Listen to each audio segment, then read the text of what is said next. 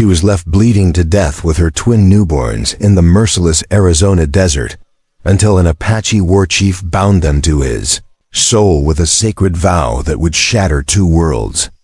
"Please don't let my babies die," Catherine whispered through cracked lips as buzzards circled overhead, her voice barely a breath against the scorching wind, unaware that the fierce warrior watching from the canyon ridge was about to make a decision that would defy every law of his people and ignite a war that would echo across the territories for generations.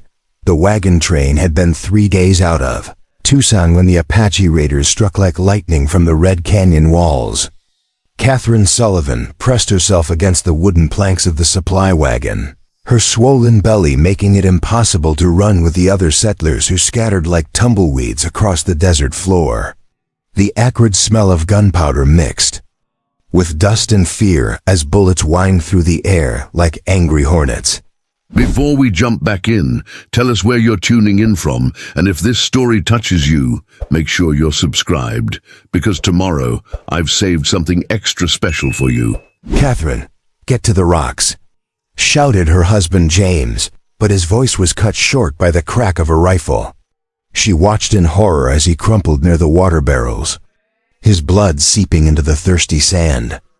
The other men of their small party were falling one by one, their dreams of California gold dying with them under the relentless Arizona sun. Captain Marcus Wheeler, the grizzled wagon master who'd promised safe passage, grabbed the reins of them, led horses and whipped them into a frenzied gallop. "Move out, save who we can," he bellowed, his weathered face twisted with panic. The surviving wagons lurched forward, wheels bouncing over rocks and sagebrush as they fled toward the distant mountains. Catherine struggled to her feet, one hand supporting her enormous belly, the other reaching desperately toward the departing wagons. "Wait, please, I'm with child." But her voice was lost in the thunder of hooves and the screams of the wounded. Captain Wheeler's eyes met hers for one terrible moment across the chaos, and she saw his decision written in his cold stare. She was too pregnant to run, too slow to save, too much of a burden for the others to survive. "You're on your own, girl," Wheeler spat as his wagon rolled past her. "Should have stayed in Kansas where you belonged."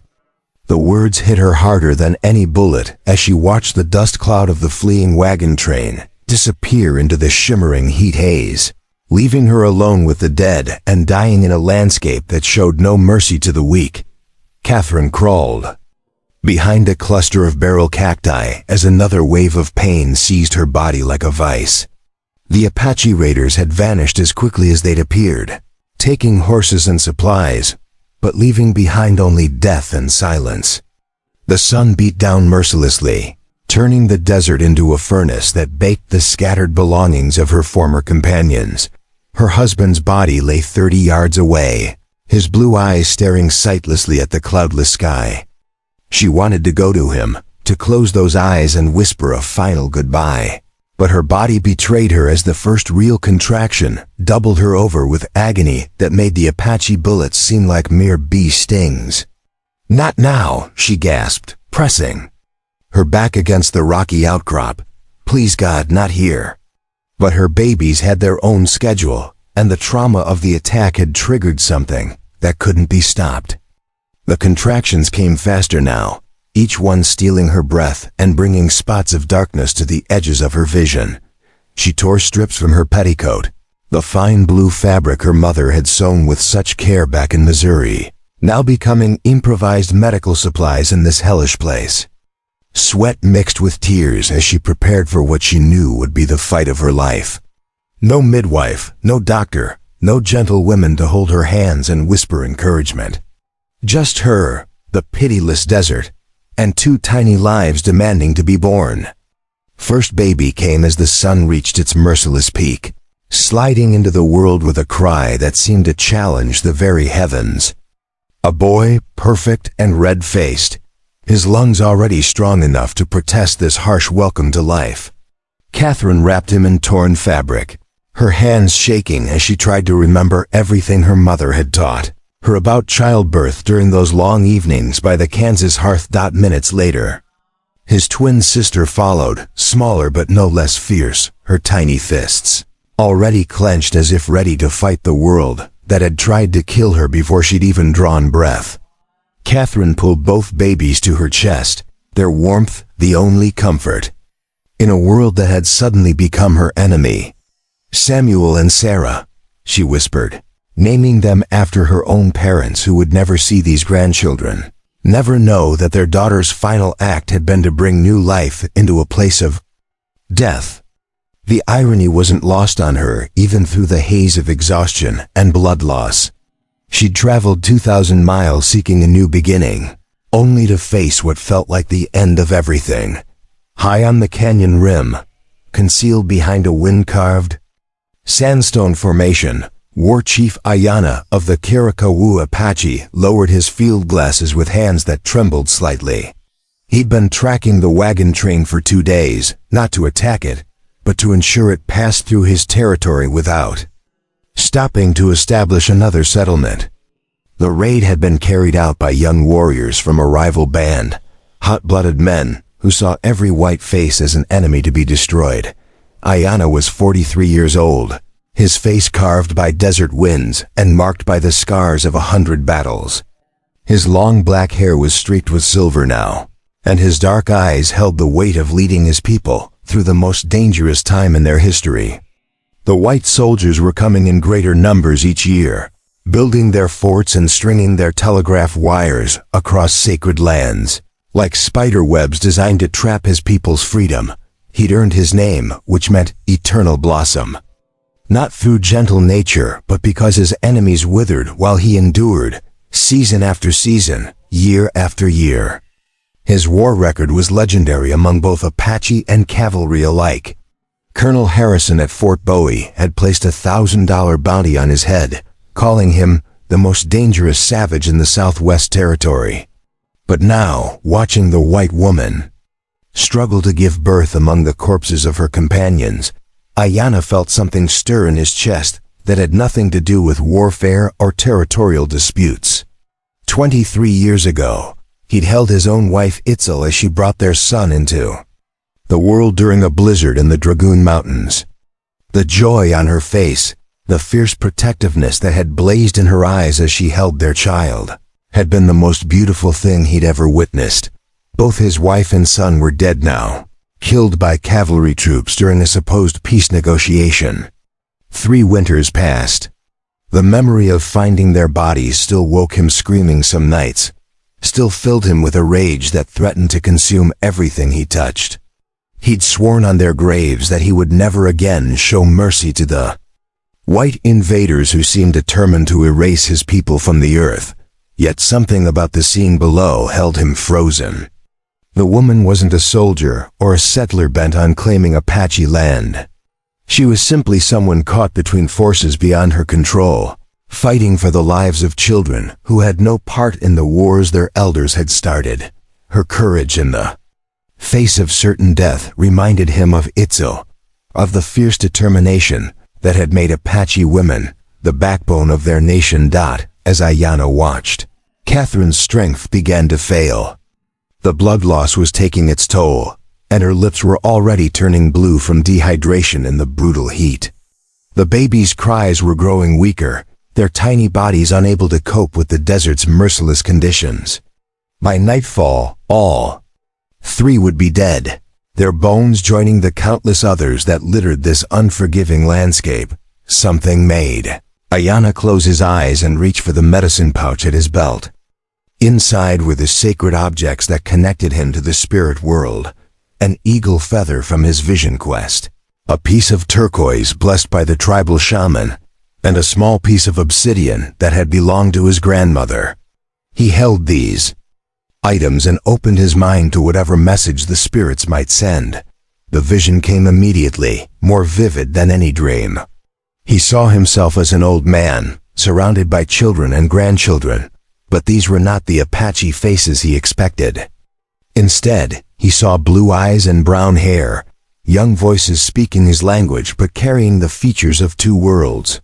Preparing and narrating this story took us a lot of time, so if you are enjoying it, subscribe to our channel. It means a lot to us now. Back to the story. He saw a great gathering where Apache and white leaders sat in council, negotiating not from positions of hatred, but from understanding forged through shared blood and sacred trust. Most powerfully, he saw his dead wife Itzel standing beside him, her hand on his shoulder, her voice whispering words that made his heart race.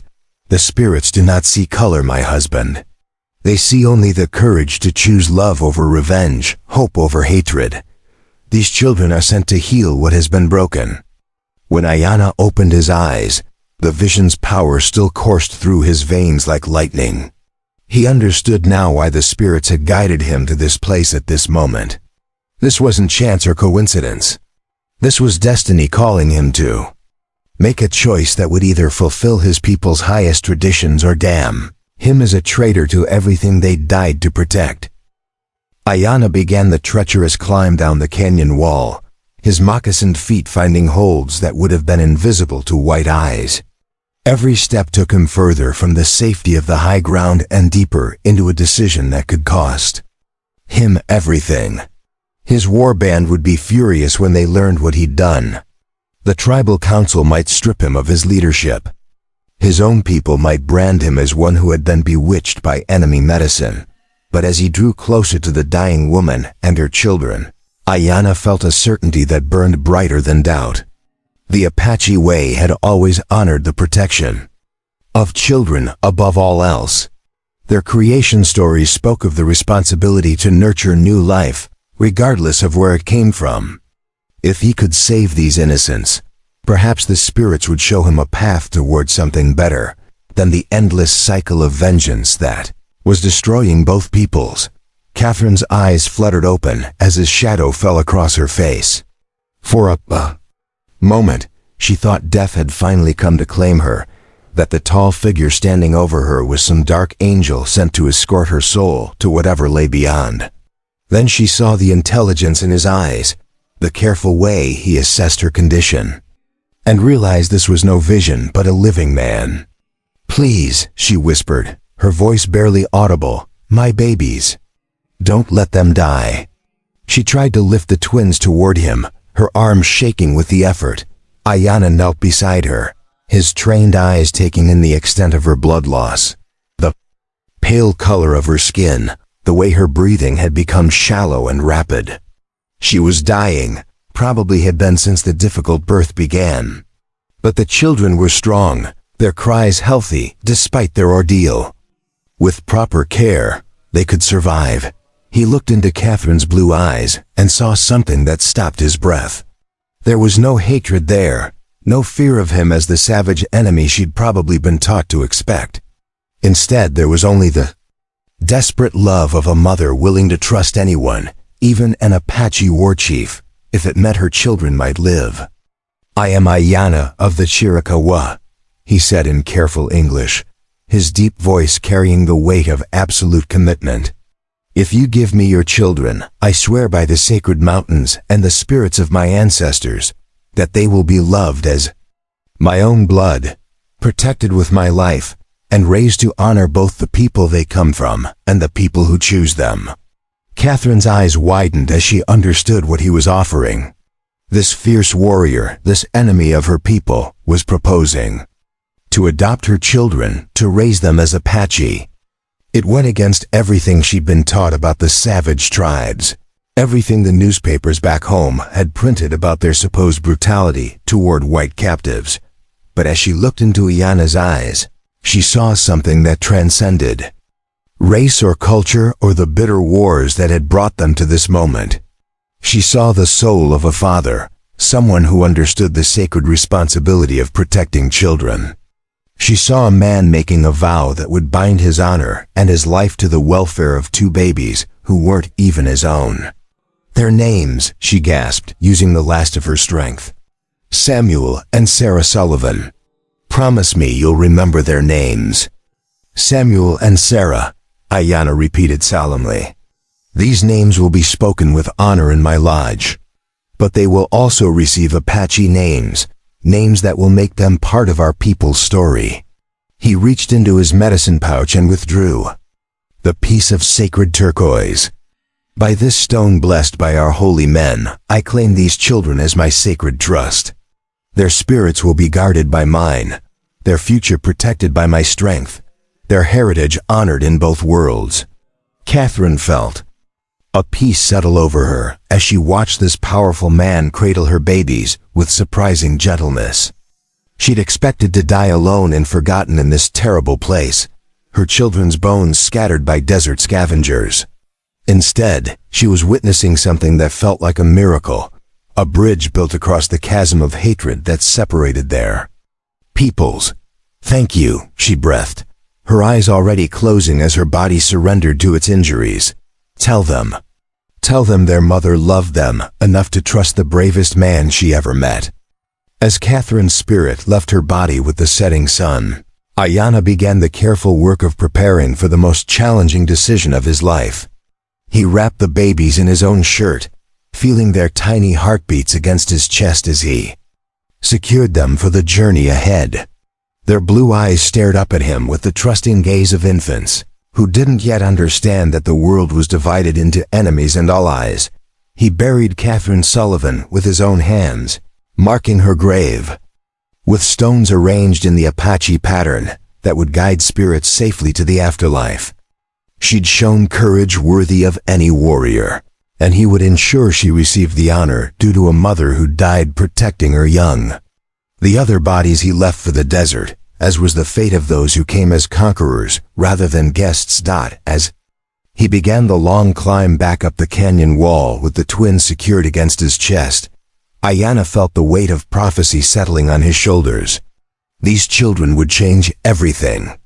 They would force his people to confront questions about identity, belonging, and the possibility of peace that no one was prepared to answer.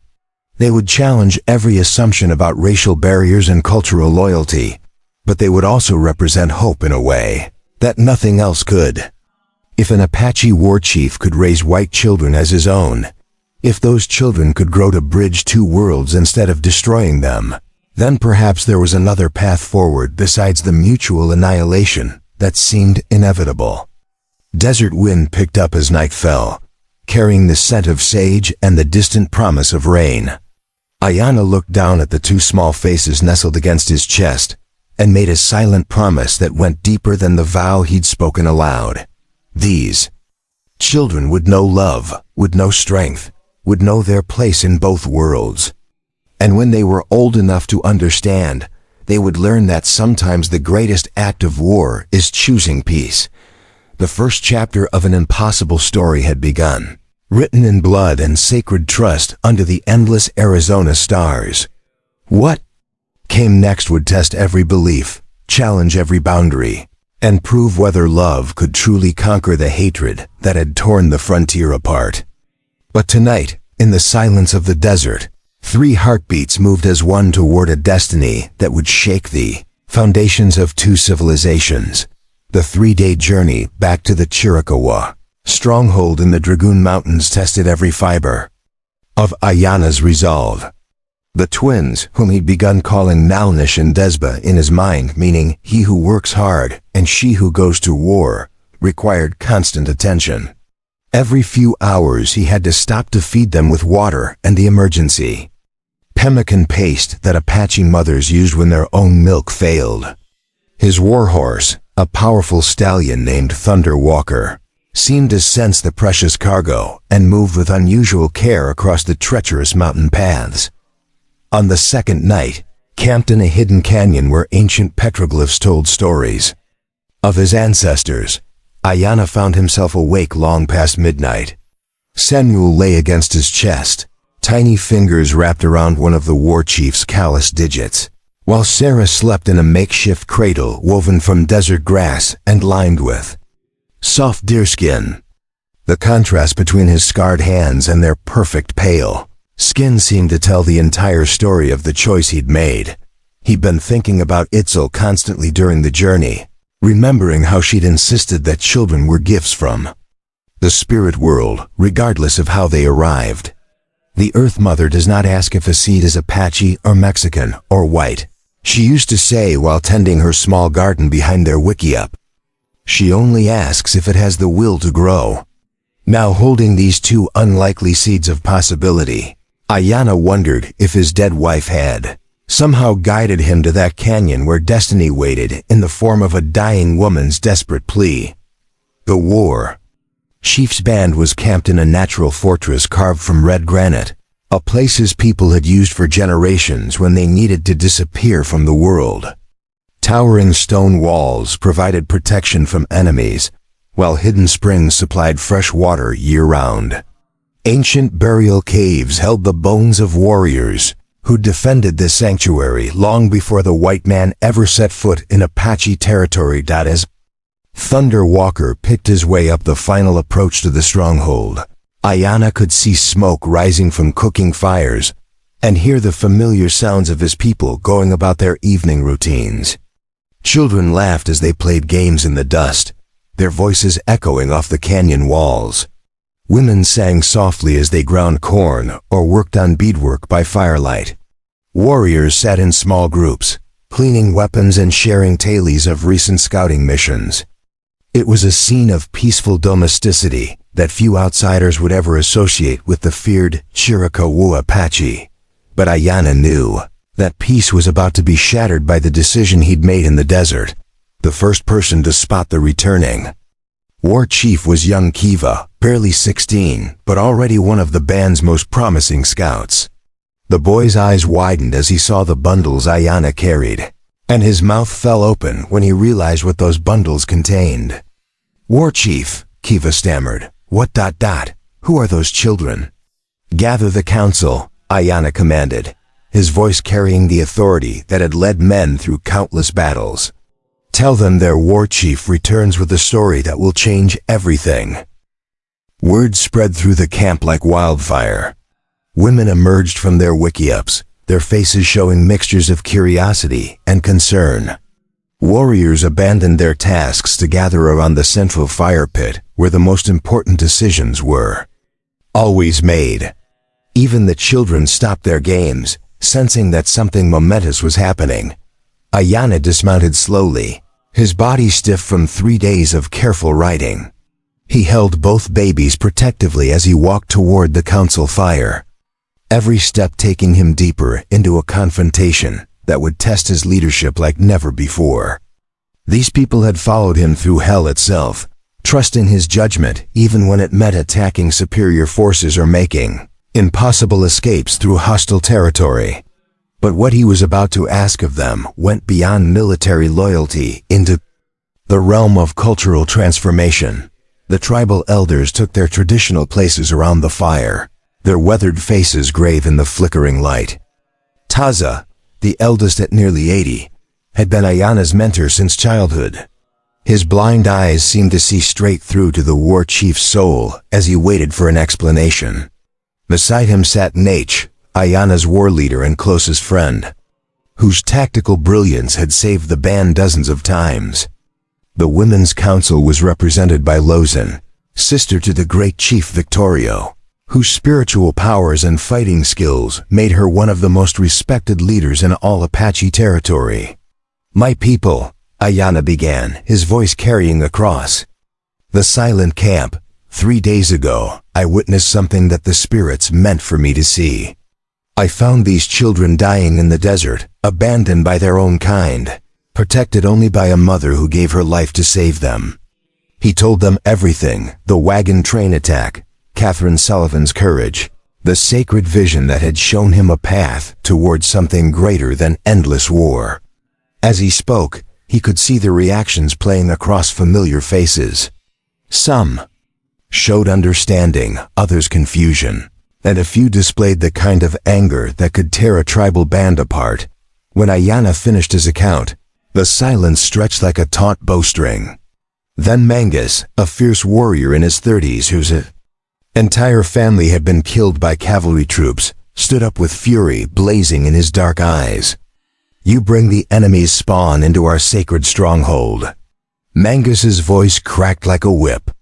"You ask us to raise the children of those who murder our people, steal our land, break every treaty they've ever signed? This is not wisdom, war chief. This is madness. Several other warriors nodded in agreement, their faces showing the same outrage that burned in Mangus's words. These were men who'd lost brothers, fathers, sons to the endless conflict with the whites. They'd watched their traditional hunting grounds turned into cattle ranches, seen their holy places desecrated by mining operations, buried children who died from the white man's diseases. The idea of welcoming white infants into their midst felt like betrayal of the deepest kind. The spirits you claim to have seen, continued Mangus. How do we know they weren't enemy magic? How do we know these children aren't cursed, sent to destroy us from within? He pointed an accusing finger at the twins, who were beginning to stir restlessly in Ayana's arms. White blood carries white treachery. It's in their nature to betray those who trust them. Other voices joined the chorus of opposition. Koshisa's son, Naish, spoke with the measured authority of someone who'd inherited leadership responsibilities at a young age. Our people are already struggling to survive. Every mouth we feed takes food from Apache children. Every resource we spend on outsiders weakens our ability to protect our own. This is not the time for grand gestures that serve no military purpose. The criticism continued for nearly an hour, each speaker raising practical and emotional objections to Ayana's decision. They talked about the precedent it would set, the message it would send to other bands, the danger of softening their resolve when the very survival of their people hung in the balance. Some questioned whether the stress of constant warfare had finally broken their war chief's judgment, whether the loss of his own family had clouded his thinking. Just when it seemed like the entire council would unite against him, Lozan rose to speak. The warrior woman's presence commanded instant respect, her reputation for both spiritual insight and battlefield courage, making her words carry tremendous weight. I have listened to the fear in your voices, she said, her tone calm but penetrating. Fear of contamination, fear of weakness, fear of change. But I ask you this. When did fear become the guide for Apache decisions? When did we become so small that we cannot see beyond our own pain? She walked over to where Ayana stood and looked down at the twins, her expression thoughtful. These children did not choose their parents any more than we chose ours. They did not vote for the treaties that were broken or the wars that were started. They are innocent of everything except the crime of being born into a world that was already broken. Lozan's words created a ripple of unease among the opposition. She was known for her visions, her ability to sense the presence of enemies, even when they were miles away. If she supported Ayana's decision, it carried spiritual weight that couldn't be easily dismissed. Old Taza, blind but far from powerless, spoke next. I have lived through the time when our people first encountered the whites. I remember when we traded with them, when some of us took Mexican wives, when the boundaries between peoples were not drawn in blood. This rigid hatred that consumes. U.S. now, it is not the traditional Apache way. We have always been a people who judged individuals by their actions, not their ancestry. The elders' words carried the authority of living memory, of someone who'd witnessed the evolution of Apache white relations from cooperation to conflict. His support for Ayana's position began to shift the mood of the council, creating space for more moderate voices to emerge. Sensing the changing dynamic, Ayana knew this was his moment to either cement his authority or lose it forever. He stepped forward, still holding the twins, and let his voice carry the full weight of his leadership. You speak of tradition, he said, his gaze sweeping across the assembled faces. Let me remind you of our greatest tradition, the protection of children. Not Apache children, not white children, but all children who come under our protection.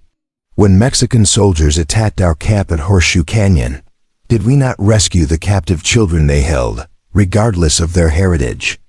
When the Navajo raiders threatened the settlement at Mesilla, did we not intervene to protect the innocent, even though those people were not our allies. His words struck home because they were true. The Apache had a long history of protecting non-combatants, of distinguishing between warriors and innocents. It was one of the moral principles that separated them from the kind of indiscriminate killers that white newspapers portrayed them as being. These children, Ayanna continued, lifting Samuel and Sarah slightly, come to us not as conquerors, but as refugees. Their mother died trusting an Apache warrior to protect them. She could have cursed us with her dying breath, could have filled their ears with hatred for our people. Instead, she chose to believe that honor exists even between enemies. He paused, letting the weight of Catherine Sullivan's final act sink in. If we reject that trust, if we turn away from these innocents, what does that make us? What does that say about the kind of people we've become? The silence that followed was different from before, less hostile, more thoughtful. Ayanna could see minds changing, hearts opening to possibilities they hadn't considered. But he also knew that some opposition would remain, that this decision would create fractures in his band that might never fully heal. It was Nate who finally proposed a solution that might satisfy both sides. The war leader stood slowly, his scarred face showing the wisdom that came from years of making impossible decisions under impossible circumstances. War Chief, he said formally, your heart honors you, but your council's concerns are also valid. Perhaps there is a middle path that serves both honor and practicality. He gestured toward the twins who were now fully awake and beginning to fuss. Let these children be raised among us, but let them earn their place as any Apache child must. Let them prove their worth through the same trials, the same training, the same tests of courage that we require of our own young people.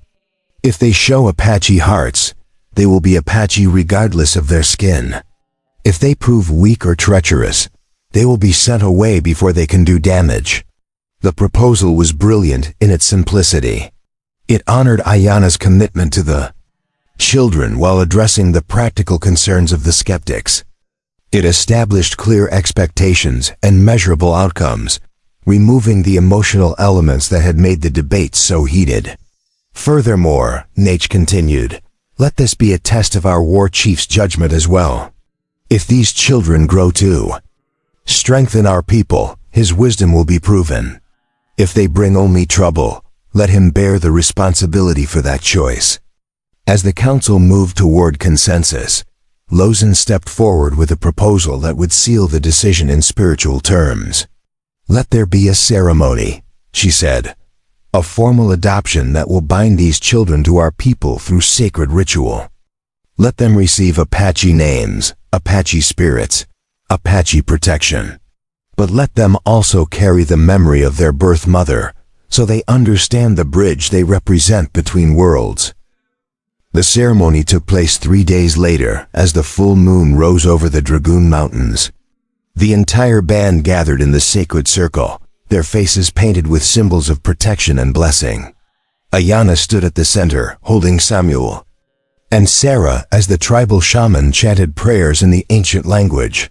You will be known as Nalnish, the shaman said, touching Samuel's forehead with sacred pollen. He who works hard, son of the desert wind, protected by the spirit of the Kotiv eagle.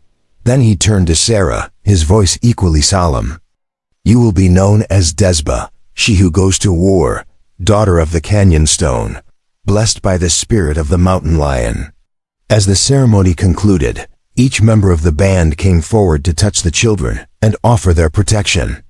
Even some of the earlier skeptics participated, understanding that the ritual had made the twins part of their community in ways that transcended individual opinions. But Ayanna could see that not everyone was convinced. Mangus and several other warriors remained at the edge of the circle, their faces showing grudging acceptance rather than genuine support. The war chief knew that his greatest challenges still lay ahead, that raising these children would require navigating countless obstacles and prejudices. As the celebration continued into the night, he found himself standing apart from the crowd. holding his newly adopted children and wondering if he'd made the right choice. The vision that had guided him in the desert seemed distant now, overwhelmed by the practical realities of what he'd committed to do. But then Sarah opened her bright blue eyes and looked directly at him, her tiny hand reaching up to touch his face. In that moment, Ayanna felt the same surge of protective love that had driven him to become a war chief in the first place. These children were his responsibility now, his sacred trust, and he would move mountains to ensure they had the chance to fulfill whatever destiny the spirits had planned for them. The second chapter of their impossible story had begun, marked by ceremony and compromise, bounded by hope and haunted by doubt. What came next would test not just Ayanna's judgment, but the very soul of a people caught between the old ways and a future that no one could clearly see. The morning sun painted the Dragoon Mountains in shades of copper and gold as 5-year-old Nalnish raced through the camp, his bare feet silent on the packed earth despite his urgency. His pale skin had been bronzed by years of desert sun, and his light brown hair hung in traditional Apache braids, adorned with small feathers and beads. To anyone watching from a distance, he looked like any other Apache child at play, but his bright blue eyes told a different story. "Ayanna," he called out in perfect Apache, skidding to a stop beside the war chief's wickiup. "Desbus is stuck in the canyon again." She climbed too high, chasing the eagle spirits. Ayanna looked up from the rifle he'd been cleaning, a smile tugging at the corner of his mouth. In the 5 years since he'd brought the twins home, hardly a day had passed without some adventure or mishap involving his adopted children. Desba, in particular, seemed determined to test every boundary and explore every danger the mountains had to offer. "How high?" he asked, setting down his weapon and reaching for the rope coiled nearby. "Higher than the hawk's nest, lower than the clouds," Nalnish replied seriously, using the Apache way of describing distances in relation to natural landmarks. "She says she can see the whole world from up there, but she can't find a way down." This was nothing new. At 5 years old, Desba had already earned a reputation as the most fearless climber in the entire band. Her adoptive father sometimes joked that she had mountain goat spirits instead of human ones, but privately he worried about her tendency to take risks that would challenge grown warriors. Yesterday she'd tried to catch a rattlesnake with her bare hands, claiming she wanted to ask it about snake medicine. Last week she'd attempted to ride one of the wild horses that roamed the canyon floor, resulting in a spectacular tumble that left her bruised but undaunted.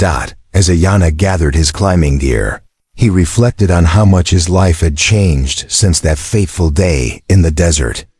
The twins had grown into remarkable children, each developing their own distinct personality while seamlessly adapting to Apache ways. Nalnish was thoughtful and careful, showing an early aptitude for tracking and woodcraft that impressed even the most experienced scouts. He could read animal signs like other children read pictures, and his patient observation skills made him invaluable during hunting expeditions. Desba, on the other hand, was pure fire and motion, a whirlwind of curiosity and courage that kept everyone on their toes. She'd mastered riding before she could properly walk, could shoot a bow with accuracy that amazed the warriors, and showed an intuitive understanding of desert survival that seemed to come from somewhere deep in her soul. But it was her fearless spirit that both thrilled and terrified her adoptive father. The climb to reach Desba took nearly an hour, with Nalnish serving as guide and several other Apache children trailing behind to watch the excitement. They found her perched on a narrow ledge about 60 feet up the canyon wall, apparently unconcerned about her predicament, as she studied a family of cliff swallows that had built their nests in the rock face. "Look, Ayanna," she called down cheerfully. "The bird spirits are teaching me about flying. They say if I watch long enough, I might learn their secrets." "The only secret you need to learn right now is how to climb down safely," Ayanna replied, securing his rope to a sturdy juniper tree. What happened to the rules about not climbing alone? I wasn't alone, Desba protested. The spirits were. With me, and besides, I can see everything from up here. The soldiers are coming. The casual way she delivered this earth-shaking news made Ayana's blood freeze. He looked up sharply, suddenly seeing her elevated position not as a child's adventure, but as an accidental reconnaissance mission. What soldiers? How many? From which direction? Blue soldiers, Desba replied, her young voice taking on the serious tone she used when reporting important information. Maybe 20 horses. They're following the old trading trail from the east, moving slow like they're looking for something. They have a white flag, but they also have big guns. Ayana's mind raced as he processed this intelligence. A cavalry patrol with artillery pieces suggested something more serious than routine reconnaissance.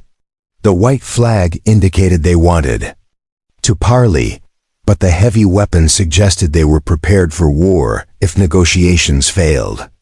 After 5 years of relative peace in their mountain stronghold, it seemed the outside world had finally found them. He quickly rappelled up to Desba's position and secured her for the descent, his movements efficient despite the urgency he felt. As they made their way down the cliff face, he questioned her about everything she'd observed, the soldiers' equipment, their apparent condition, any signs of additional forces in the area. Her answers showed the kind of tactical awareness that would have impressed a seasoned scout.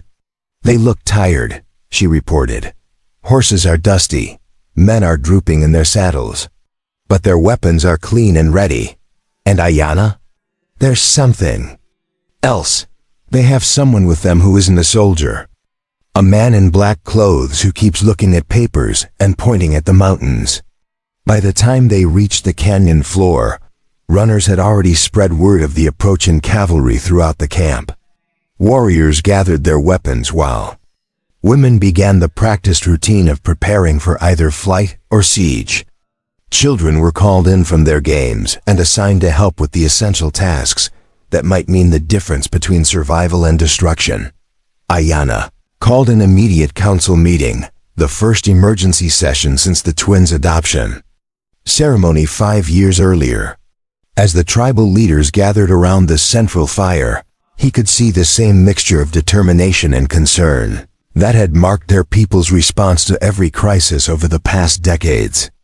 Desba has given us advance warning of a cavalry patrol approaching from the east, he began without preamble. 20 mounted soldiers with artillery, moving under a flag of truce but prepared for battle. They appear to be searching for something specific. Mangus, now the band's primary war leader, leaned forward with interest. Despite his initial opposition to the twins' adoption, he'd grudgingly developed respect for their abilities over the years. The girl's eyes are sharp, he admitted. If she says 20 soldiers, then 20 it is. But what do they want? We've had no contact with the outside world for months. Old Taza, now nearly blind, but still possessed of keen insight, spoke from his place of honor beside the fire. Perhaps they want what they've always wanted, our submission, our agreement. To live on their reservations like tame animals. The white flag means they hope to achieve this without fighting, but the cannons mean they're prepared to enforce their will if we refuse. Lozan, whose spiritual gifts had grown stronger with age, closed her eyes and extended her senses toward the approaching soldiers. After several minutes of intense concentration, she opened her eyes with a troubled expression. I sense confusion among them, she reported. They carry orders that conflict with their mission. Some wish to negotiate. Others prepare for war. But there is something else, a darkness that follows them, a shadow of past deeds that weighs on their spirits. As the adults discussed strategy, Nalnish and Desba sat quietly at the edge of the circle, their young minds struggling to understand the implications of what was happening. They'd grown up hearing stories about the wars between Apache and white soldiers, but those tales had always seemed like ancient history, part of a past that had ended before their real lives began. Now suddenly, that history was riding toward their home with cannons and ultimatums, threatening to destroy the only world they'd ever known. For the first time, the twins began to understand that their unusual heritage might be more than just an interesting family story. It might be the key to preventing a catastrophe. "Ayanna," Nalnish said quietly, his voice carrying a maturity that seemed far beyond his 5 years. "The soldiers who are coming, they're the same people we came from, aren't they? Before you saved us?" The question hung in the air like smoke from a signal fire, impossible to ignore and dangerous to answer. Ayanna had always planned to explain the twins' origins to them when they were older, when they could better understand the complexities of their situation. But events had overtaken his careful timeline, forcing conversations that no 5-year-old should have to navigate. "Yes," he said simply. "You were born to white parents who were traveling through our territory. Your birth mother died protecting you, and she asked me to raise you as my own children." Desba's bright blue eyes showed the rapid processing that had always characterized her thinking. "So those soldiers might know about us. They might be coming because of us?" The possibility had occurred to Ayanna, though he'd hoped it wasn't true. If word had somehow reached the military authorities about an Apache war chief raising white children, it could explain the patrol's unusual composition and apparent urgency. Government officials might see the twins as valuable intelligence assets, potential hostages, or simply as American citizens being held against their will by hostile savages. "It's possible," he admitted. "But regardless of why they're coming, you are my children now. Apache children. Nothing will change that." As the council debated their options, a commotion arose near the camp's entrance. A young warrior named Victorio came running with news that changed everything. "The soldiers have stopped just beyond arrow range," he reported breathlessly. "They've sent a scout forward under a white flag. But War Chief, the scout is carrying something that bears your name." The message, written on official military letterhead and sealed with red wax, was addressed to War Chief Ayanna of the Chiricahua Apache Nation. The formal language and proper use of his title suggested that whoever had written it understood Apache protocol and wished to show respect. Ayanna broke the seal and read the contents aloud to the assembled council. The message was from Colonel James Morrison, commanding officer at Fort Bowie, requesting a parley to discuss matters of mutual interest regarding the welfare of all children in this territory. It was diplomatically worded but clear in its implications. The military knew about Nalnish and Desba. The reaction was immediate and explosive.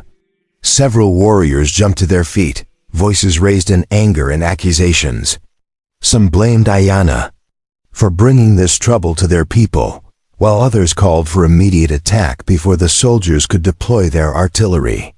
The unity that had held the band together for 5 years suddenly seemed fragile as old divisions resurfaced. "This is what comes of harboring enemy children," Mangus declared, his voice cutting through the chaos. "Now we face the choice between war and surrender, all for the sake of 2 white foundlings who were never truly ours." But before Ayanna could respond, an unexpected voice joined the debate. Nalnish stood up, his small frame dwarfed by the adult. Warriors around him, but his voice clear and steady. "We are not white foundlings," he said in formal Apache, using the ceremonial language reserved for important pronouncements. "We are Nalnish and Desba, children of Ayanna, members of this band, sworn to protect our people and our sacred places. If the soldiers want to take us away, they will have to fight Apache warriors to do it." The simple declaration, delivered with the dignity of a seasoned diplomat, silenced the argument more effectively than any adult intervention could have managed. Here was a 5-year-old child, clearly white by ancestry, but undeniably Apache. In spirit, choosing his people over his heritage in the most public way possible. Desba stood beside her brother, her young face set with determination. "The mountain spirits taught me to climb high so I could see danger coming," she added. "I saw the soldiers first because I am Apache, and Apache children protect their families. If they want to take us to the white world, they'll have to catch U.S. first, and Apache children know how to hide in places where white men cannot follow. The twins' declarations shifted the entire dynamic of the council meeting. What had begun as a debate about the wisdom of Ayana's original decision became a discussion about how to protect children who had clearly chosen their own identity. The warriors who had questioned the twins' loyalty now saw young people willing to risk everything for their adopted tribe. Lozen approached the children with tears in her eyes, kneeling down to their level and speaking in the gentle tone she reserved for the most sacred moments. "Little ones," she said, "you speak with the wisdom of the ancestors and the courage of true warriors. But you must understand that the choice you make today will echo through your entire lives. If you stay with us, you may never know the world of your birth parents. If you go with the soldiers, you may never see these mountains again.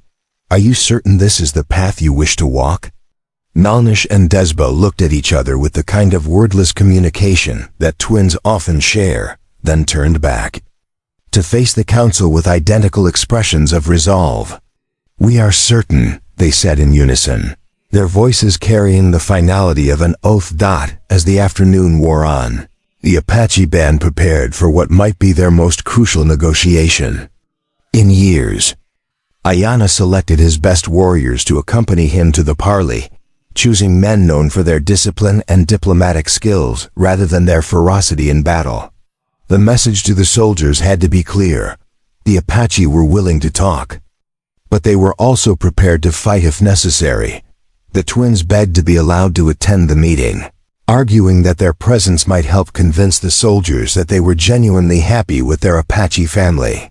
But Ayana refused, unwilling to expose them to the unpredictable dynamics of military negotiation.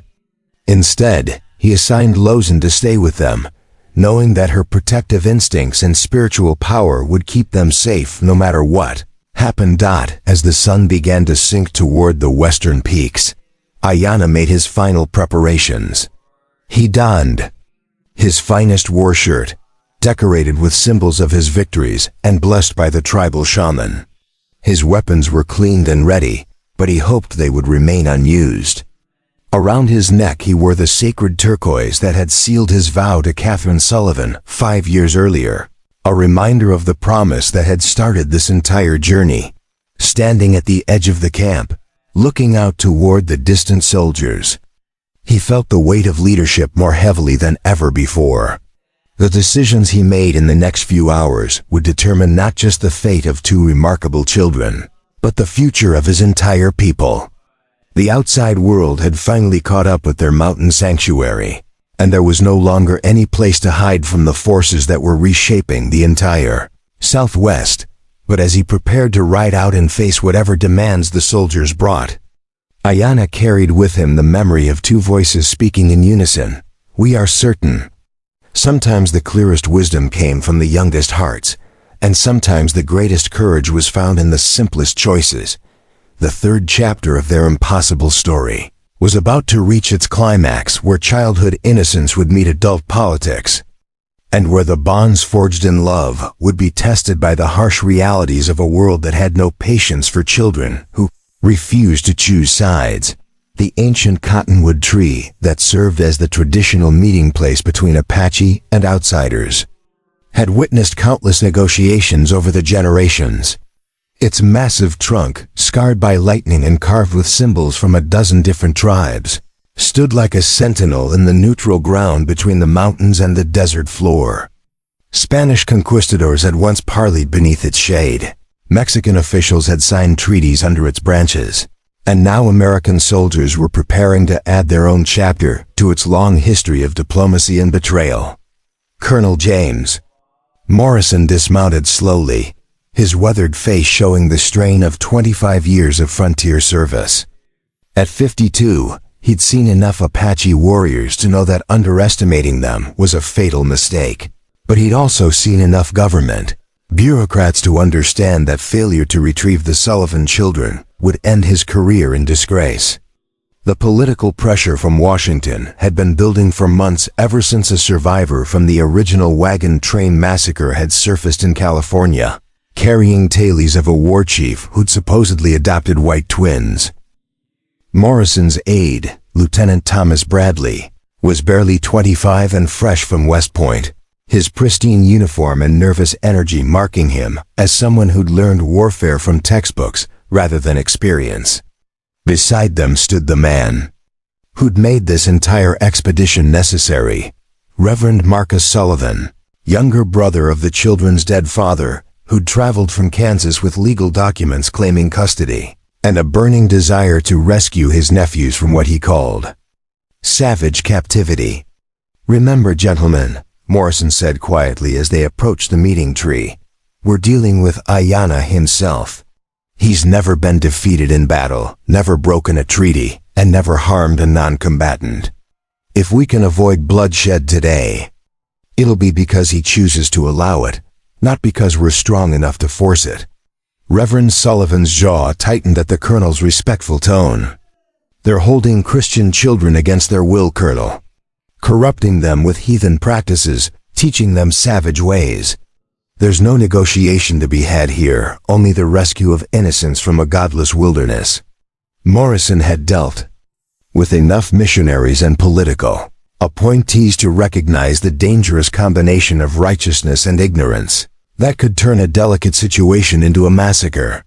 Sullivan's presence was required by direct orders from the territorial governor, but the colonel wished he could have left the preacher back at Fort Bowie, where his inflammatory rhetoric wouldn't complicate an already impossible mission. Ayanna approached the meeting ground with 5 of his most trusted warriors, each man selected for his ability to project strength while maintaining discipline. Nate rode at his right hand, his tactical brilliance evident in the way he constantly scanned the terrain for potential ambush sites. Mangus, despite his earlier opposition to the twins' adoption, had volunteered for the delegation as a show of unity, his fierce reputation serving as a reminder that the Apache could turn this parley into a battlefield within seconds if negotiations failed. The war chief himself cut an imposing figure astride Thunder Walker, his powerful stallion trained for both riding and combat. Ayanna wore his finest war shirt, its intricate beadwork telling the story of his victories, while the eagle feathers in his hair marked his spiritual authority. The sacred turquoise pendant that had bound him to his oath 5 years earlier caught the afternoon sunlight, a visible reminder of the promise that had brought them all to this moment. As the two groups converged on the ancient cottonwood, the contrast between their approaches was stark. The soldiers moved in formation, their equipment standardized and their protocols military, while the Apache flowed across the landscape like water, each warrior independent but part of a greater whole. It was a perfect metaphor for the cultural chasm that separated their peoples, the fundamental difference in how they understood power, authority, and the relationship between individual and community. Morrison stepped forward first, following the established protocol for such meetings. "War Chief Ayanna, I come under the flag of truce with authority from the territorial government to discuss matters concerning the welfare of all citizens in this region." Ayanna's response was measured and formal, delivered in accented but precise English. "Colonel Morrison, your reputation for honor precedes you. I receive you in the spirit of peaceful dialogue, though I note that your words of peace are accompanied by artillery pieces positioned to threaten my people's home." The observation struck home because it was accurate. Morrison had indeed positioned his cannons within range of the Apache stronghold, a precautionary measure that now seemed provocative rather than prudent. The war chief's ability to call out this contradiction while maintaining diplomatic courtesy demonstrated the kind of strategic thinking that had made him legendary. What followed was a verbal chess match between two intelligent leaders who understood that every word carried weight beyond its surface meaning. Morrison outlined the legal situation carefully, explaining that records had surfaced identifying Samuel and Sarah Sullivan as American citizens who'd been reported missing after the wagon train attack. The territorial government had a duty to ensure their safety and provide them with proper education and religious instruction. Ayanna listened without interruption, his dark eyes revealing nothing of his thoughts. When the colonel finished his presentation, the war chief's response was as elegant as it was devastating. "Colonel, you speak of duties and records, of laws written by men who have never set foot in Apache territory. But I would ask you this. Do your duties extend to the promises made by dying mothers? Do your records account for sacred vows sworn under desert stars? Do your laws recognize the bonds forged between a warrior's heart and children who call him father?" The questions hung in the air like arrows at full draw, impossible to ignore and dangerous to answer. Morrison found himself in the uncomfortable position of defending bureaucratic abstractions against emotional realities, legal technicalities against human truths, but it was Reverend Sullivan who shattered the delicate balance of the negotiation. Unable to contain his impatience with what he saw as unnecessary diplomatic courtesy, the preacher stepped forward with the self-righteous fury of someone convinced of his own moral superiority. "Enough of this heathen philosophy," he declared, his voice carrying across the meeting ground like a slap. "Those children are Christians, born to Christian parents, and they belong in Christian homes where they can be raised properly. You've had 5 years to corrupt their souls with your savage superstitions, but that ends today. I am their legal guardian, appointed by the courts of Kansas, and I demand their immediate return." The effect of Sullivan's outburst on the Apache delegation was immediate and electric. Hands moved to weapons, horses shifted restlessly, and the temperature of the entire meeting seemed to drop 20 degrees in an instant. Ayanna's face remained impassive, but his warriors showed the kind of controlled tension that preceded explosive violence. Morrison quickly moved to salvage the situation, his diplomatic instincts overriding his frustration with Sullivan's timing. "Reverend Sullivan speaks from concern for his family, war chief, but his words don't reflect the position of the military or the territorial government. We're here to find a solution that serves everyone's interests, not to issue ultimatums." But Ayanna had heard enough to understand the true nature of the forces arrayed against him. This wasn't simply a legal matter or even a political one. It was fundamentally about the collision between two completely different ways of understanding childhood, family, and belonging. The white world saw Nalnish and Desba as property to be reclaimed, while the Apache world saw them as people who had chosen their own identity. "Reverend Sullivan," Ayanna said, his voice carrying the kind of quiet authority that made even angry men pause to listen. "You speak of corruption and salvation, of proper upbringing and Christian duty. But tell me, have you ever held a dying woman in your arms as she begged you to protect her children? Have you ever made promises that bound your soul to the welfare of innocents who shared nothing with you but humanity itself?" The war chief's questions exposed the fundamental weakness in Sullivan's position. For all his legal authority and moral certainty, the preacher had never actually met the children he claimed to love, had never sacrificed anything for their welfare, had never demonstrated the kind of protective commitment that defined true parenthood. "I don't need to justify my authority to a savage," Sullivan snapped, his prejudices finally showing in full. "Those children belong with their own kind, not with a band of murderous heathens who've probably filled their heads with godless nonsense and blood-soaked superstitions." The insult was too direct to ignore, too public to forgive. Morrison saw his carefully planned negotiation dissolving into the kind of confrontation that could only end in violence. But before he could intervene, something unexpected happened. Commotion arose from the direction of the Apache camp as two small figures on horseback came racing toward the meeting ground at breakneck speed. Nalnish and Desba had apparently escaped from Lezin's supervision, determined to participate in discussions about their own fate. They rode with the effortless skill of children raised on horseback, their Apache clothing and traditional hairstyles making them appear to be exactly what they'd become, young warriors in training, Ayanna, Desba called out as they approached, her clear voice carrying across the tense gathering. We heard the angry man shouting about us. We came to speak for ourselves. The arrival of the children transformed the entire dynamic of the negotiation. Suddenly, this wasn't an abstract discussion about legal custody or cultural differences. It was about two real children whose presence demanded that everyone involved confront the human consequences of their decisions. Reverend Sullivan's reaction was immediate and visceral. Seeing his brother's children dressed as Apache, speaking a foreign language, clearly comfortable in an environment he considered savage, filled him with a combination of grief and rage that overwhelmed his self-control. "Samuel, Sarah!" he cried out, using their birth names and stepping toward them with outstretched arms. "Thank God you're alive.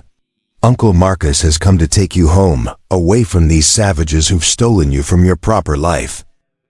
But the children's response was not what he expected. Instead of running to their blood relative, they moved closer to Ayanna, their young faces showing confusion and wariness at being addressed by names they barely remembered. "Who is this man?" Nalnish asked in Apache, his blue eyes studying Sullivan with the careful attention of someone evaluating a potential threat. "Why does he call us by strange names?" Desba was more direct, as was her nature. "Are you one of the soldiers who want to take us away from our family?" she asked in English, her voice carrying the kind of blunt honesty that only children possess. "Because we already told everyone we don't want to go. This is our home, and Ayanna is our father." The stark simplicity of the children's declaration hit Reverend Sullivan like a physical blow. He'd traveled hundreds of miles and spent months planning their rescue, only to discover that they didn't want to be saved from what he considered captivity. His entire worldview, built on assumptions about racial loyalty and cultural superiority, crumbled as he watched his own nephew and niece choose their Apache identity over their white heritage. "You don't understand," he said desperately, dropping to his knees to bring himself to their eye level. "I'm your father's brother. Your real father, James Sullivan, who died protecting you. I've come to take you back to Kansas, to your grandmother who's been praying for your return, to a proper Christian home where you can learn about your true heritage." The mention of their birth father created a moment of uncertainty in the children's expressions. Ayanna had always been honest about their origins, but hearing details from someone who'd actually known their parents was different from abstract knowledge about their past. "Our father died protecting us," Nalnish said slowly, processing this. "New information, but Ayanna lived to raise us. Which one matters more, the man who gave us life or the man who gave us love?" It was a question that cut to the heart of everything, exposing the fundamental difference between biological relationship and chosen family. Sullivan had legal claims and blood ties, but Ayanna had 5 years of daily care, shared experiences, and mutual devotion. Desba, with her characteristic directness, asked the question that everyone was thinking, but no one wanted to voice. "If you loved us so much, Uncle Marcus, why did it take you 5 years to come looking for us? Ayanna found us dying in the desert and saved us the same day. Which one of you acted like real family?" The child's innocent but devastating logic exposed the weakness of Sullivan's position more effectively than any legal argument could have managed. His delay in searching for the children, explainable through practical considerations like communication difficulties and territorial dangers, seemed inexcusable when measured against Ayanna's immediate response to their crisis. Colonel Morrison, recognizing that the situation was spiraling beyond any hope of peaceful resolution, made one final attempt at compromise. "Perhaps there's a middle ground here," he suggested. "The children could visit with their uncle, learn about their white heritage while maintaining their connection to the Apache community that raised them." But both sides rejected the proposal immediately. Sullivan would accept nothing less than full custody and complete separation from Apache influence, while Ayanna understood that any compromise would inevitably lead to the gradual erosion of the children's Apache identity. There could be no middle ground between worlds that defined themselves in opposition to each other. "Colonel," Ayanna said finally, his voice carrying the finality of a man who'd reached the end of negotiation. "You come here speaking of laws and duties, but the only law that matters to me is the sacred vow I made to a dying mother. The only duty I recognize is my obligation to protect children who have chosen to call me father." He looked directly at Reverend Sullivan, his dark eyes reflecting both compassion and implacable resolve. "You speak of corruption and salvation. Reverend, but I have watched these children grow into young people of courage, wisdom, and honor. They know both worlds now, the one they were born into and the one they've chosen. If that is corruption, then perhaps your definition of salvation is too narrow." As the sun began to sink toward the western peaks, casting long shadows across the meeting ground, it became clear that words alone would not resolve the fundamental conflict between the two groups. Sullivan's demands were absolute, Ayanna's refusal was unshakable, and the children themselves had made their preference unmistakably clear. Morrison found himself facing the kind of impossible choice that had defined military service on the frontier. His orders were clear: retrieve the Sullivan children by whatever means necessary. But his conscience rebelled against using force to separate a family that, whatever its unconventional origins, clearly functioned with love and mutual devotion. "I need time to consider all the factors involved here," he said finally, knowing that delay might be the only way to prevent immediate bloodshed. "This situation is more complex than our initial report suggested." But Reverend Sullivan would have none of it. "There's nothing complex about kidnapping, Colonel. Those children are being held against their will by savages who've brainwashed them into rejecting their own heritage. I demand immediate action." The preacher's words triggered the final breakdown of diplomatic restraint. Mangus, who'd remained silent throughout the negotiations, finally spoke with the cold fury of a warrior who'd buried too many friends. "The only savages here are those who would steal children from parents who love them," he said in perfect English, his scarred face showing decades of accumulated rage. "We have heard your words, white men. We have listened to your threats. Now you will hear ours.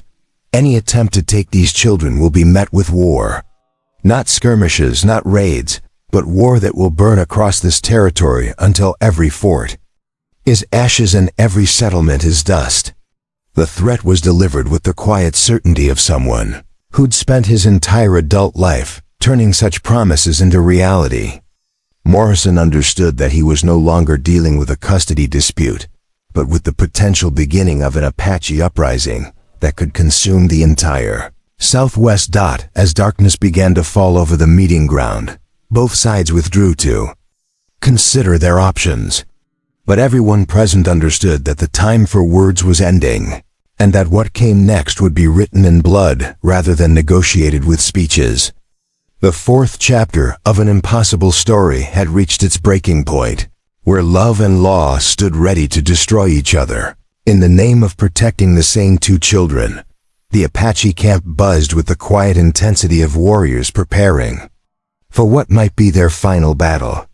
Weapons were sharpened in silence, horses were checked and rechecked, and families gathered around small fires to share what could be their last evening together. The failed negotiation had made one thing brutally clear: there would be no peaceful resolution to the crisis that had been building for 5 years. Ayanna sat in his wickiup with Nalmish and Desba, watching them sleep fitfully as the weight of impossible choices pressed down on his shoulders like a mountain.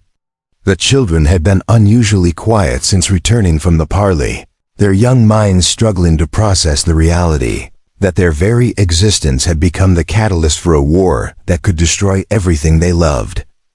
Outside, he could hear the low voices of his warriors discussing tactics, escape routes, and the grim mathematics of fighting a force equipped with artillery and reinforcements just a day's ride away.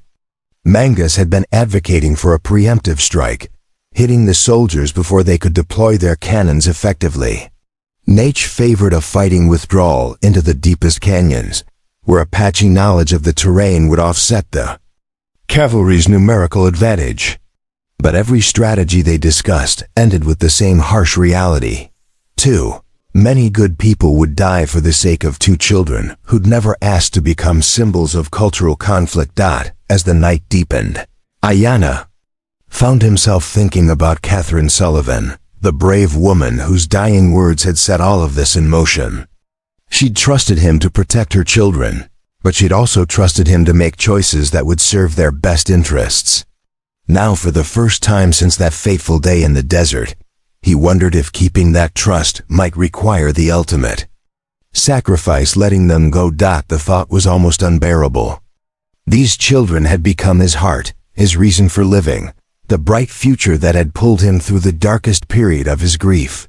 Watching them grow from helpless infants into remarkable young people had been the greatest joy of his life. The idea of voluntarily surrendering them to people who saw them as possessions rather than individuals felt like a betrayal of everything he'd promised their mother.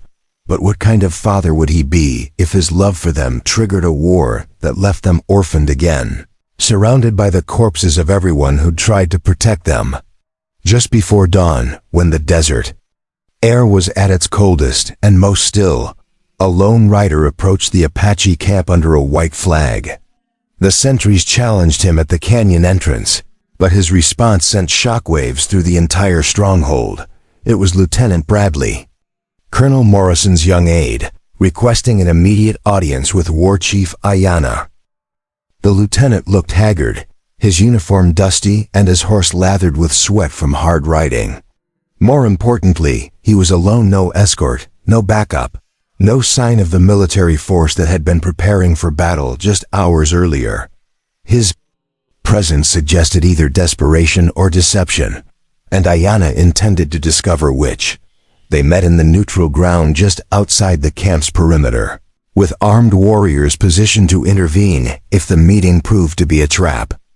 Bradley dismounted slowly, his movements showing the exhaustion of someone who'd been wrestling with conscience as much as terrain during his midnight ride.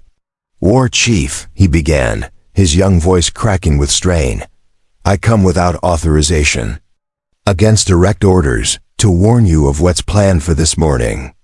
The admission was startling in its honesty. Bradley was risking court-martial, imprisonment, and the end of his military career to deliver intelligence to his supposed enemy. The kind of moral courage that drove such decisions commanded respect, even from those who'd spent their lives fighting against his uniform. "Speak," Ayanna said simply, his tone indicating that the young officer had earned the right to be heard. Bradley's account was chilling in its detail. Reverend Sullivan had spent the night haranguing Colonel Morrison, threatening to report him to territorial authorities for failing to rescue kidnapped Christian children from savage captivity. The pressure from Washington had been building for months, with politicians eager to appear strong on frontier security. Morrison's career hung in the balance, and he'd finally agreed to Sullivan's demands for immediate military action. "The attack begins at first light," Bradley revealed, his voice barely above a whisper. "Artillery bombardment of the canyon approaches, followed by a cavalry charge designed to scatter your warriors and create chaos. During the confusion, a special squad is supposed to locate and extract the Sullivan children by whatever means necessary."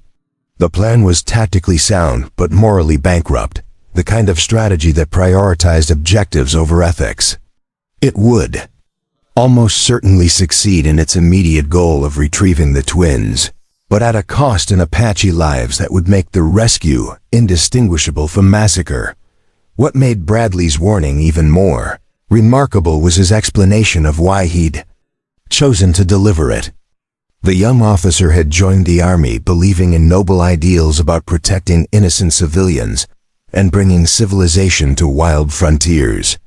But watching Nalnish and Desba the Parley, seeing their obvious love for their Apache family, and their clear reluctance to leave, had shattered his assumptions about what they were actually being asked to do.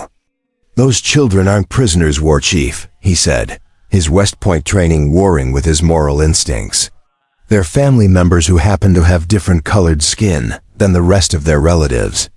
What we're planning isn't a rescue, it's a kidnapping sanctioned by legal documents and justified by racial prejudice.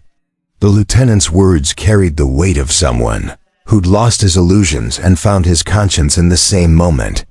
He'd seen enough of frontier warfare to understand that the Apache weren't the mindless savages that newspaper accounts portrayed, but he'd never before been forced to confront the possibility that his own side might be the ones acting barbarically. "I can't stop what's coming," Bradley continued, "but I can give you enough warning to get those children away safely. Take them deeper into the mountains, beyond where our artillery can reach. Keep them hidden until the political pressure dies down. Maybe eventually cooler heads will prevail." It was a generous offer from a man who was sacrificing his career to follow his conscience, but Ayanna recognized the fundamental flaw in the proposed solution. Running away would only postpone the confrontation, not resolve it. Sooner or later, the children would have to choose between their two worlds, and delaying that choice would only make it more painful for everyone involved.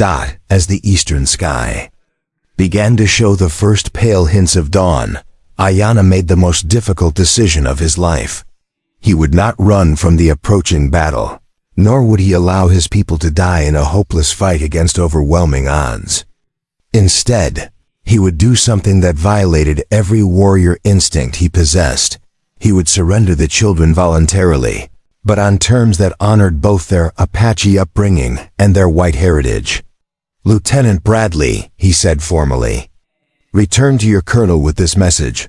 I will deliver Nalnish and Desba to the meeting ground at sunrise, but I demand the right to speak with them privately first. If Colonel Morrison agrees to honor this request, there will be no bloodshed today. If he refuses, then we will fight with everything we have, and history will judge who was truly protecting children and who was merely seizing them." Bradley's relief was visible, but he was also experienced enough to understand that Ayanna's surrender came with conditions that might not satisfy Reverend Sullivan's demands for immediate custody. The young officer agreed to carry the message, but he warned that the preacher's influence over the colonel had grown stronger throughout the night. As Bradley rode back toward the army camp, Ayanna returned to his wickiup where the twins still slept, blissfully unaware that their childhood was about to end. He sat beside them in the pre-dawn darkness, memorizing their faces and gathering strength for the conversation that would break all their hearts.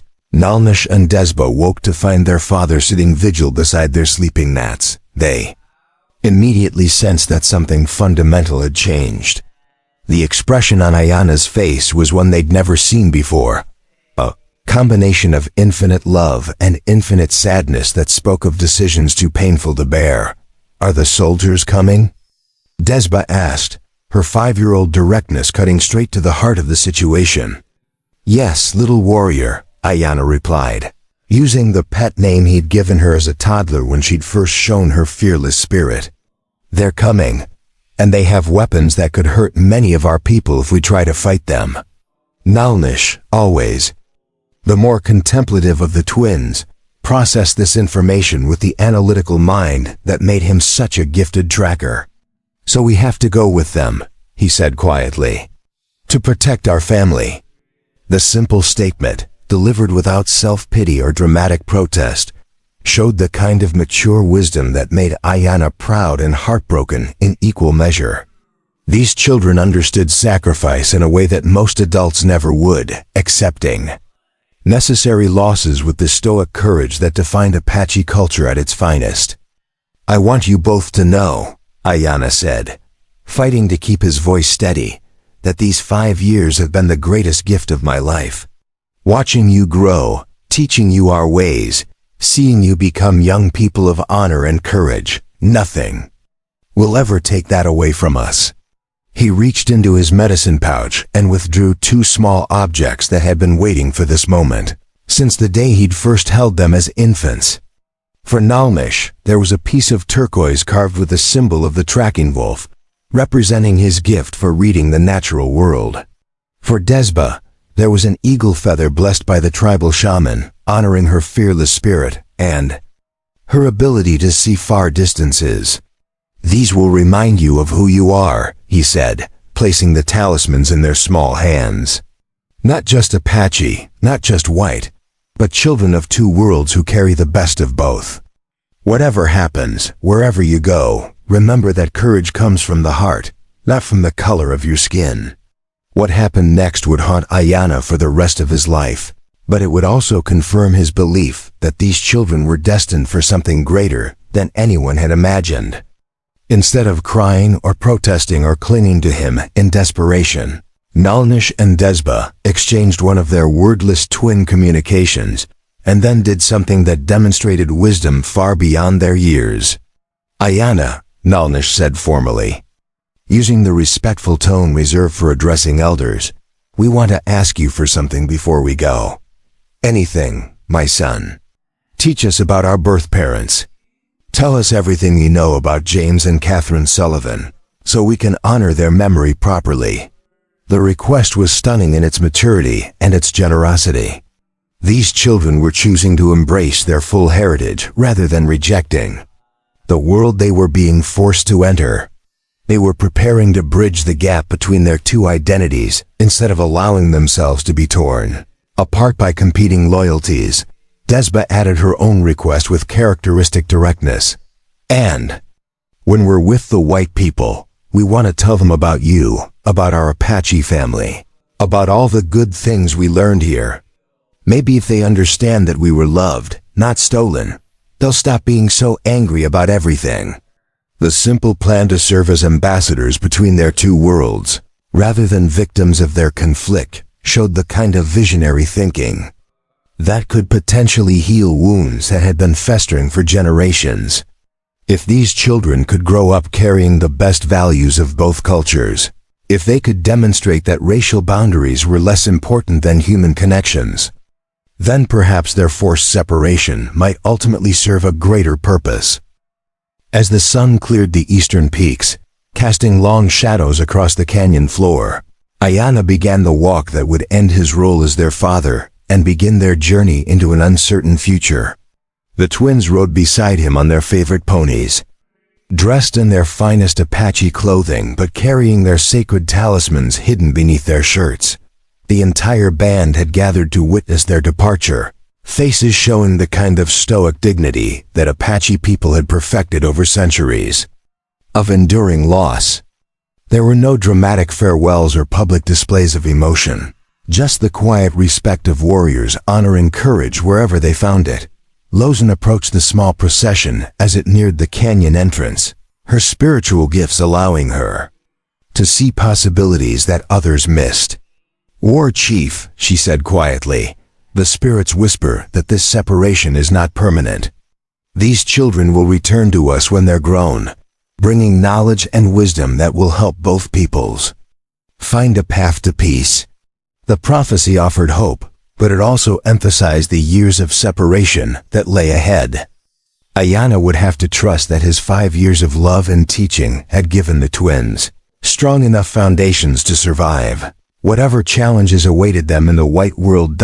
As they approached the meeting ground where Colonel Morrison and his men waited, Ayana felt the weight of Catherine Sullivan's dying words echoing across the years. Tell them their mother loved them enough to trust the bravest man she ever met. Now he was being asked to show that same kind of trust, to believe that love could transcend cultural boundaries and that children raised with Apache values would find ways to honor both their heritage and their destiny. The handover took place with military precision and surprising dignity. Colonel Morrison, perhaps influenced by Lieutenant Bradley's overnight conversion, treated the occasion with the solemnity it deserved. Reverend Sullivan was notably absent, having been ordered to remain at the army camp until the initial transfer was complete. "War Chief Ayana," Morrison said formally, "I want you to know that I will personally ensure these children are treated with respect and given opportunities to maintain connection with their Apache heritage, insofar as military regulations allow." It was a small concession, but one that offered hope for future contact. Ayanna accepted the promise while understanding that Morrison's authority would be limited once the children were turned over to civilian custody in Kansas. The final moment came when Nalnish and Desba dismounted from their ponies and walked the last few steps to where the soldiers waited. They moved with the dignity of young warriors accepting an honorable duty, their heads high and their steps steady. But just before they reached the military escort, they turned back for one last look at the man who'd been their father for 5 years. "We'll remember everything," Nalnish called out in Apache, his voice carrying across the desert air like a promise. "And we'll come back someday," Desba added, her fierce spirit undimmed by the tears that finally began to flow. Then they were gone, disappearing into the dust cloud raised by the cavalry column as it began its long journey east. Ayanna stood motionless until the last echo of hoofbeats faded into silence, then turned and walked back toward the mountains that had sheltered an impossible love story for 5 remarkable years. The 5th chapter of their saga had ended with sacrifice and separation, but it had also planted seeds of hope that might someday bloom into the kind of understanding that could heal a wounded land. Sometimes the greatest act of love was learning when to let go, trusting that the values you'd taught would survive the journey into unknown territory. The telegraph lines hummed with urgent messages across the Arizona territory as news spread of an unprecedented event that would reshape the relationship between the Apache Nation and the United States government. After 15 years of bitter warfare, broken treaties, and mutual mistrust, a proposal had emerged that seemed impossible to believe.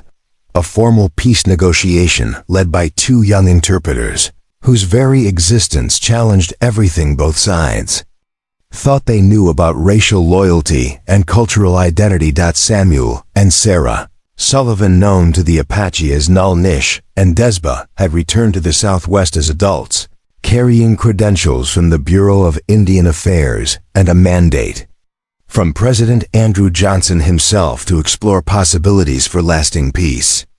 At 20 years old, they possessed something that no previous negotiators had ever brought to such discussions: the complete trust of both communities and the lived experience of belonging to 2 worlds. Simultaneously, the journey that had brought them back to this moment had been neither easy nor predictable. Their years in Kansas with Uncle Marcus had been marked by constant struggle between the Apache values they carried in their hearts and the white society that demanded their complete assimilation. Reverend Sullivan had done everything in his power to erase their connection to what he called their savage past, forbidding them to speak Apache, destroying the sacred talismans Ayanna had given them, and punishing any display of the independence and self-reliance that Apache culture had taught them to prize. But some lessons run deeper than surface conformity, and some bonds are stronger than imposed separation. The twins had maintained their connection to each other and, through whispered conversations in their childhood bedroom, had kept alive the memory of desert sunrises, canyon echoes, and the warrior father who'd loved them enough to let them go. When they turned 18 and gained legal independence, their first act had been to write a letter to the Bureau of Indian Affairs, volunteering their services as interpreters and cultural bridges between 2 peoples who seemed determined to destroy each other.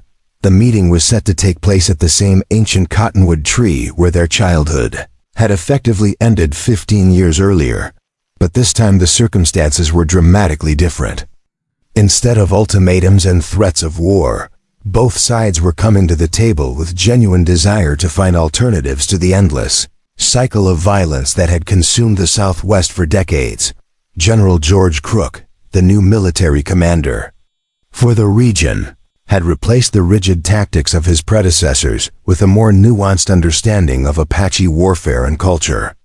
Unlike the officers who'd seen the Apache as obstacles to be eliminated, Crook recognized them as a formidable enemy, worthy of respect and potentially valuable as allies.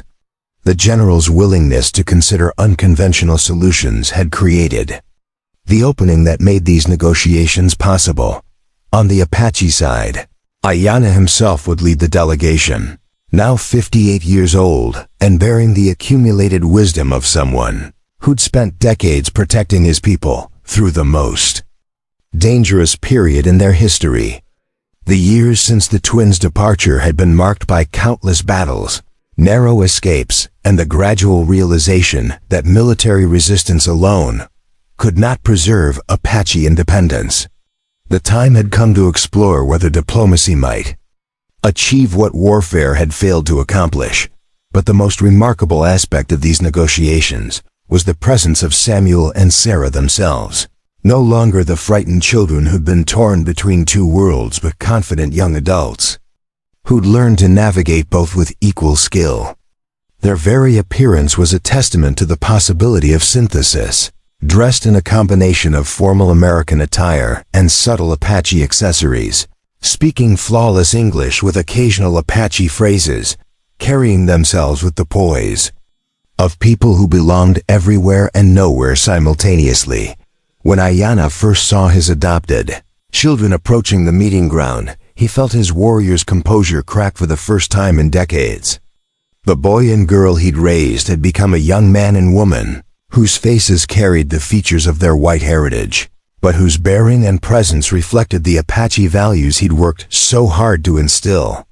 Samuel had grown tall and lean, with the observant eyes of a natural scout and the quiet dignity that marked true leadership. Sarah had inherited her mother's delicate features, but combined them with the fierce independence that had made her legendary among Apache children. The moment of recognition was electric, 15 years of separation collapsing into a single heartbeat of pure joy.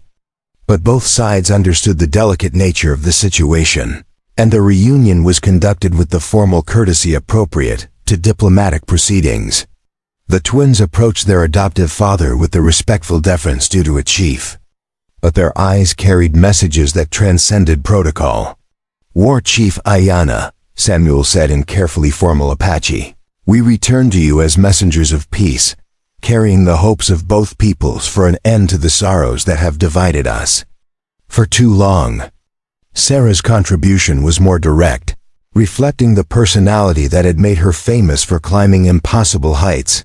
"We have learned much in the white world, Father, but we never forgot the lessons you taught us about courage, honor, and the protection of those who cannot protect themselves." The use of the word father in Apache, spoken clearly enough for all the negotiators to hear, sent ripples through both delegations. Here were two young people, clearly successful products of white education and refinement, publicly acknowledging their debt to the Apache warrior who'd raised them. It was a powerful statement about the possibility of maintaining connections across cultural boundaries. What the twins had come to propose was revolutionary in its scope and audacious in its ambition. Rather than another temporary ceasefire or partial land agreement destined to collapse within months, they offered a comprehensive vision for coexistence that drew on the best traditions of both cultures while avoiding the fatal flaws that had doomed previous treaties. The centerpiece of their plan was the establishment of a semi-autonomous Apache territory that would function as a buffer zone between white settlements and unconquered tribal lands. This territory would be governed jointly by Apache chiefs and federal representatives, with the twins themselves serving as permanent liaisons to ensure that communication remained clear and misunderstandings were resolved before they could escalate into violence. But the proposal went far beyond mere territorial arrangements. Samuel and Sarah had spent months developing detailed plans for economic cooperation, educational exchange, and cultural preservation that would benefit both communities. Apache knowledge of desert survival, mineral locations, and seasonal weather patterns would be shared with white settlers in exchange for access to medical care, manufactured goods, and educational opportunities for Apache children who chose to pursue them. We envision trading posts where Apache craftsmen can sell their work directly to white customers, Sarah explained, her presentation showing the kind of detailed planning that impressed even skeptical military officers. Schools where Apache and white children learn together, sharing knowledge and breaking down the barriers of ignorance that fuel hatred. Joint exploration expeditions that use Apache knowledge to help white prospectors find mineral wealth, while ensuring that sacred sites are protected and respected. Samuel's contribution focused on the military aspects of their proposal, drawing on his years of studying both Apache tactics and conventional warfare. Apache warriors would serve as scouts and guides for the U.S. Army, using their unmatched knowledge of terrain and enemy movements to protect white settlements from hostile tribes. In return, the Army would guarantee the security of Apache territory and provide weapons and training to help defend against incursions from Mexican raiders or other enemies. The proposal was met with immediate and predictable resistance from hardliners on both sides. General Crook's subordinates argued that any agreement that left Apache bands with significant autonomy would be seen as weakness by other tribes, potentially encouraging further resistance to federal authority. Reverend Sullivan, who'd somehow managed to insert himself into the proceedings despite having no official role, denounced the entire concept as a betrayal of Christian civilization and American manifest destiny. On the Apache side, younger warriors questioned whether any treaty with the whites could be trusted, given the long history of broken promises and betrayed agreements. Mangus, now Ayana's primary war leader, spoke for many when he argued that the only honest relationship with the white world was one based on mutual respect through mutual fear.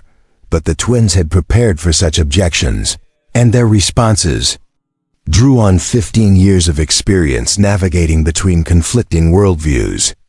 They addressed each concern with specific examples, detailed contingency plans, and most importantly, with the kind of moral authority that came from having suffered the consequences of failed diplomacy in their own lives. "You speak of trust," Samuel said, addressing the Apache skeptics in their own language. "But what is the alternative? Endless war that will end with our children dead and our sacred places turned into mining camps. I have lived among the whites for 15 years, and I know their weaknesses as well as their strengths. They can be honorable when honor serves their interests, and this agreement serves their interests." Sarah's appeal was more emotional, but no less effective. "I have seen what happens to Apache children who grow up cut off from their heritage, forced to choose between the world they were born into and the world that raised them. This proposal offers something different, a chance for future generations to inherit the best of both worlds without having to reject either one." As the negotiations entered their final phase, it became clear that the success or failure of the entire process would depend on a single question.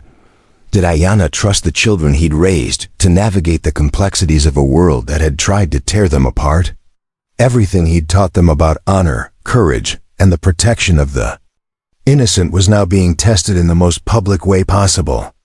The war chief's decision, when it came, was delivered with the kind of simple dignity that had defined his leadership for decades. "I raised these children to be bridges between worlds that saw each other only as enemies. If they believe this path can lead to peace with honor, then I will walk it with them." But his acceptance came with conditions that reflected the hard-won wisdom of someone who'd negotiated with white officials before. The agreement will be tested for 1 year before becoming permanent.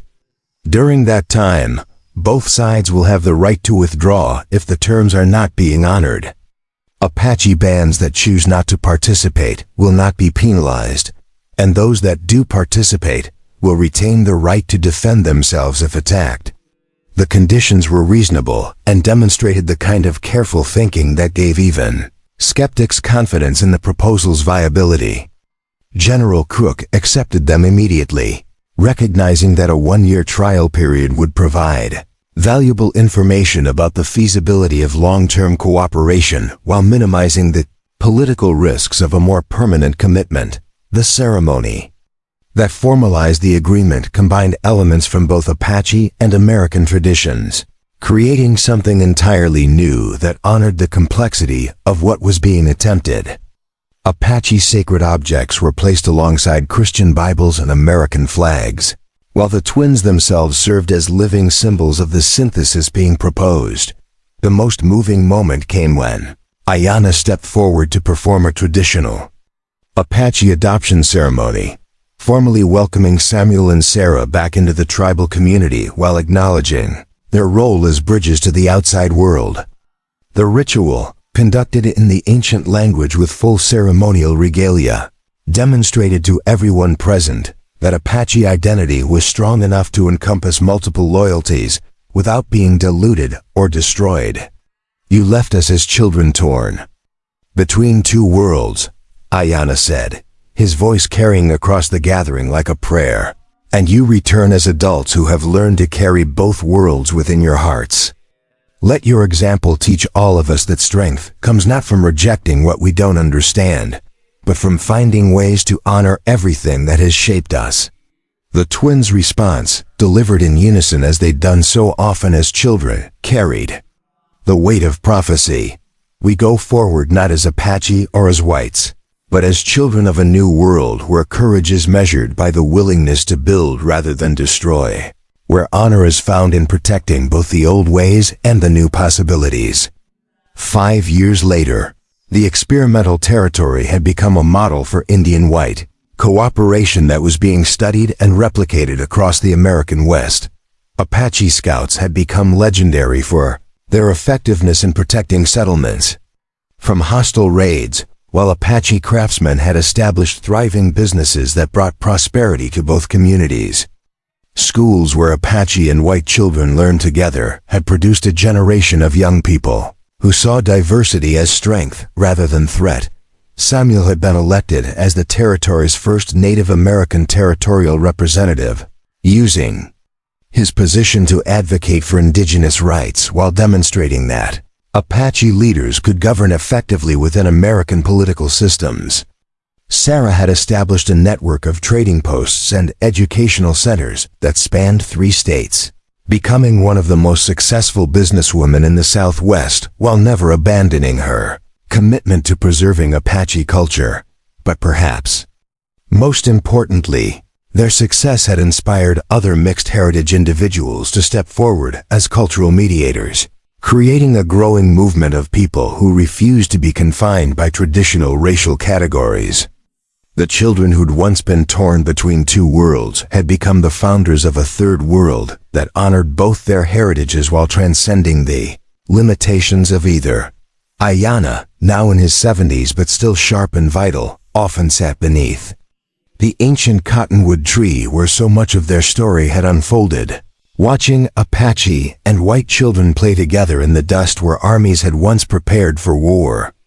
The sacred trust he'd accepted from a dying mother 25 years earlier had been fulfilled in ways that neither of them could have imagined, proving that sometimes the greatest act of faith was believing that love could create possibilities that hatred never dreamed of.